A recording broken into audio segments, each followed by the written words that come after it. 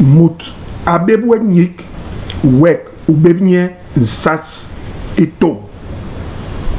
de la kobol ingen ini mikale mut ambong we biba yakwe untim benye biba hala we mut ambong we biba jam yakwe usa biba John umpun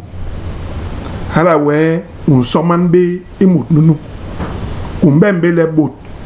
tole be ke hene bitongol ijam li mbonga untehele ijam li sok ha umedes jo ha bite bilong di uhoya le bale bondi borban tongol ijam lingwela in la nenele wenyen unsu John unok le mengwes le muratop ndi mengot hala we unsombo le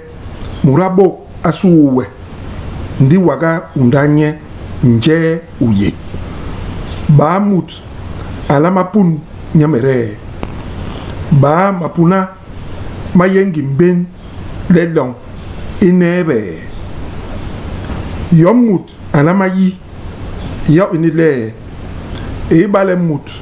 ambong weji man jam ndi utimbenye uyile mulama bem basoso bamam nyu halanyen madep manyegle bi ingir kwa ya mapuna manyegle bi ingem emut aye ngweles hilolombi ankale nyetamanyen akoli ipun John mut atimbe bang biba mut ambong long yo inebe be le mapuna mayengim mben John ingira mut ambong we